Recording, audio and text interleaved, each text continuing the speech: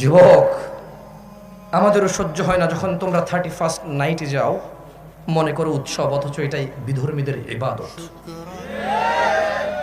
আমাদেরও কলিজা চূর্ণ বিচূর্ণ হয়ে যায় তোমরা বড়দিনে যাও, অথচ তারা তা পালন করে যে আল্লাহ এই দিনে ছেলে জন্ম দিছে। তোমরা যখন যাও আমাদের কলিজা ভেঙে যায়। তখন আমরা তোমাদেরকে বলি না, হারাম, দে আর নট মুসলিম। তারা কিভাবে মুসলমান হতে পারে?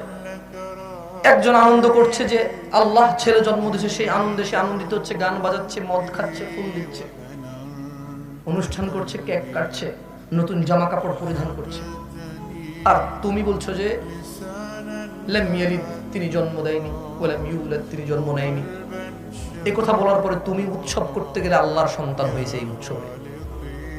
তুমি যখন এটা করো আমাদের কলিজা ভেঙে যায়, তখন আমরা আবল তাবল বলা শুরু করি, তখন আমাদের কলিজা ভেঙে যায়। যুবক, সহ্য হয় না তুমি যখন বলো যে আল্লাহ ছেলে জন্ম দিয়েছে আর তুমি আনন্দিত সেই খবরে, সহ্য হয় না।